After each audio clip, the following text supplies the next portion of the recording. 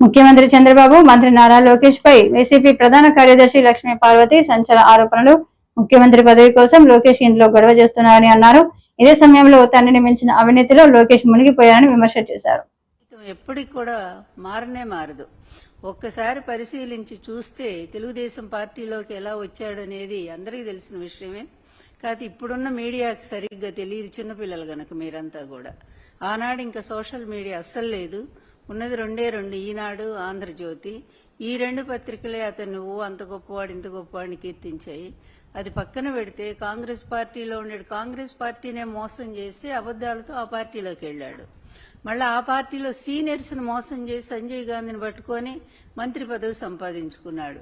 పాపం ఏదో మంత్రి అయ్యాడు కదా అని చెప్పి ఎన్టీఆర్ గారు పిలిచి పిల్లనిచ్చారు. పిలిచి పిల్లనిచ్చిన తర్వాత ఎన్టీఆర్ గారు తెలుగుదేశం పార్టీ పెట్టారు. పెట్టినప్పుడు ఈయన కాంగ్రెస్ లోనే ఉండి ఏంటి అసలు మా మామ రంగులు పూసుకునేవాడు, అదేవిధంగా నటుడు, ఆయన్ని ఓడించడం పెద్ద కష్టమేం కాదు చూడండి అని చెప్పి బీరాల బలికి మొత్తానికి చంద్రగిరిలో పోటీ చేసి అయిపోయాడు.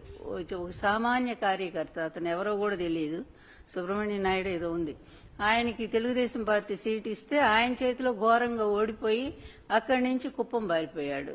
కుప్పం పారిపోయి ఏంటి అక్కడ కూడా వరుసగా గెలుస్తున్నాడండి ఏంటని చూస్తే అక్కడ పక్కనుండేటువంటి తమిళ ఓట్లన్నీ కూడా చేర్చుకుని 60,000 ఓట్లు చేర్చుకొని అక్కడి నుంచి ఆ ఓట్లతో ప్రతిసారి ఎలక్షన్ రావటం, ఆ తమిళ ఓటర్లు వచ్చి ఓట్లు వేయటం, కాముగా వెళ్లిపోవటం డబ్బులు తీసుకొని.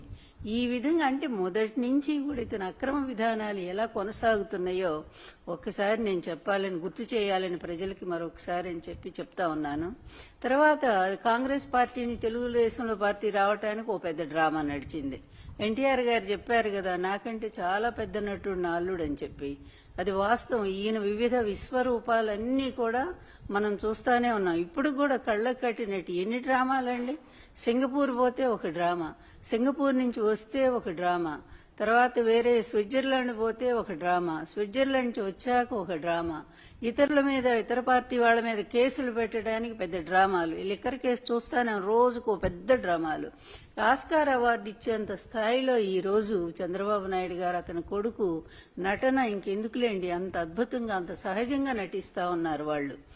అయితే తెలుగుదేశం పార్టీ రావటానికి భార్యని అడ్డం పెట్టుకున్నాడు. ఆ రోజు భార్యని అడ్డం పెట్టుకొని ఆమె ఇంక తండ్రి దగ్గర అలిగి, నేను అన్నం తిన్ను మంచినీళ్ళు కూడా తాగను, నా భర్తను పార్టీలో తీసుకోవాల్సి. నిజానికి అప్పుడు తెలుగుదేశం పార్టీ స్థాపించినప్పుడు ఒక రూల్ ఉంది వాళ్ళకి, ఏంటండి, యాంటీ కాంగ్రెస్ లో ఆవిర్భవించినటువంటిది తెలుగుదేశం పార్టీ.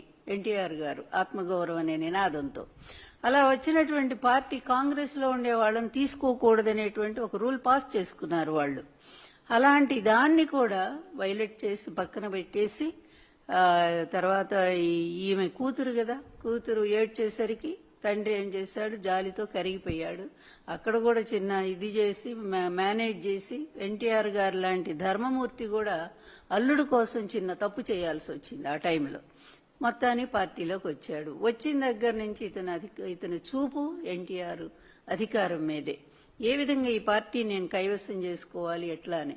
అప్పటి వరకు ఎన్టీఆర్ గారికి సెకండ్ ప్లేస్ లో ఉండే చాలా మంచి సీనియర్ లీడర్స్.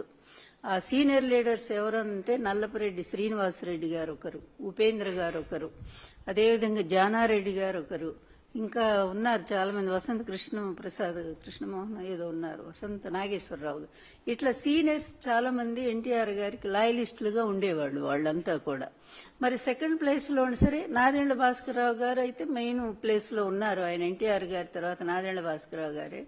మరి ఆయన ఎట్లా పోయారు, ఆయన వెన్నుపోటు పొడిచాడని చెప్పి ఒక కార్యక్రమం నడిచింది.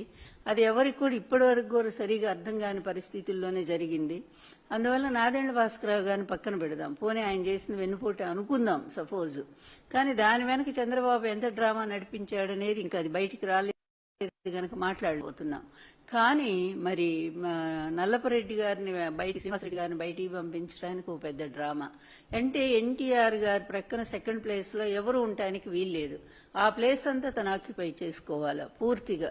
అధికారం అంతా గుప్పిట్లో పెట్టుకోవాలి, పార్టీలో వ్యక్తులందరూ తన దగ్గరికే రావాలి, తన చెప్పు చేతుల్లో ఉండాలి. అంటే అప్పటి నుంచే ఎటువంటి భయంకరమైన కుట్రకి ఇతను తెర తీశాడంటానికి ఇది స్పష్టమైన చరిత్ర. ఇదంతా కూడా ఎక్కడ నేను చెప్పింది ఒక్క మాట కూడా అబద్ధం లేదు. మీరు చూడండి ఒక్కసారి వెళ్ళిన ప్రతి పార్టీ వదిలిపెట్టి వెళ్ళిన ప్రతి ఒక్కళ్ళు కూడా చంద్రబాబునే తిట్టెళ్లారు. మీరు ఆనాటి పేపర్లు పరిశీలిస్తే మీకు ఆ న్యూస్ తెలుస్తుంది.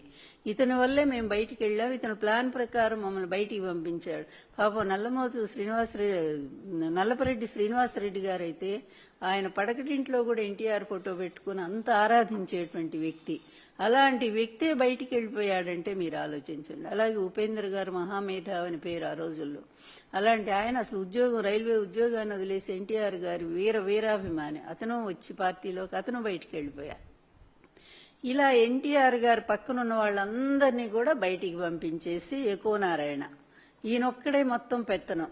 ఇక పాపం ఎన్టీఆర్ గారు ఇంకెవరి మీద డిపెండ్ అవ్వాలి? సొంత అల్లుడు కదా. అందులో సీనియర్స్ అంతా బయటికి వెళ్ళిపోయారు. జానారెడ్డి గారు వెళ్ళిపోయారు. ఎవరి మీద ఆధారపడాలంటే ఇక అల్లుడే దిక్కయ్యాడు. అందుకని మొత్తం ప్రధాన కార్యదర్శి పోస్టులు ఇచ్చి నాయన నువ్వే చూడు పార్టీ అంతా, ఎవరు వచ్చినా కూడా అదిగో అబ్బాయి దగ్గరికి వెళ్ళండి, చంద్రబాబు దగ్గరికి వెళ్ళండి అని చెప్పేవారు. ఇట్లా అతను పార్టీలో పార్టీ మీద ఒక పట్టు సాధించుకుంటూ వస్తున్నాడు. తనకిష్టమైన వాళ్ళందరినీ కమిటీల్లో వేసుకోవడం ప్రారంభించాడు. ఎందుకంటే అతని ఒకటే ఉంది, అతని గోల్ ఏంటి? CM post. మొదటి నుంచి కూడా పాపం అమాయకుడైనటువంటి ఎన్టీఆర్ గారు ఇతని దుర్మార్గాన్ని కనిపెట్టలేకపోయాడు. ఎప్పుడు కూడా మన ఇంట్లో ఉండేటువంటి వాళ్ళు మనకి వెన్నుపోటు పొడుస్తారని మనం ఊహించలేము. కానీ ఇంట్లో ఉండే వాళ్ళ వల్ల ఎక్కువ ప్రమాదాలు జరుగుతాయని మనం ఈ మధ్య కూడా చూస్తూనే ఉన్నాం, వైఎస్ఆర్ ఫ్యామిలీలో కూడా. అందువల్ల దారుణంగా ఇట్లాంటి వెన్నుపోటుకి అప్పటి నుంచే శ్రీకారం చుట్టాడు. దానికి ఎవరు కావాలి? అదిగో పత్రికలు కావాలి, ప్రచారానికి పబ్లిసిటీకి పత్రికలు కావాలా. అందువల్ల ఈనాడు అప్పటికే ఎన్టీఆర్ గారితో ఈనాడు విభేదించి ఉన్నాడు రామోజీరావు. ఎందుకంటే ఆయన చెప్పిన పనులు ఈయన చేయలే. 100 ఎకరాలు ఆయన అడిగితే ఎన్టీఆర్ ఒప్పుకోరు. మన జగన్మోహన్ రెడ్డి గారు లాగానే జగన్మోహన్ రెడ్డి గారు కూడా అన్యాయాన్ని ఒప్పుకోరు గనుకనే కుటుంబం దూరమైంది. అది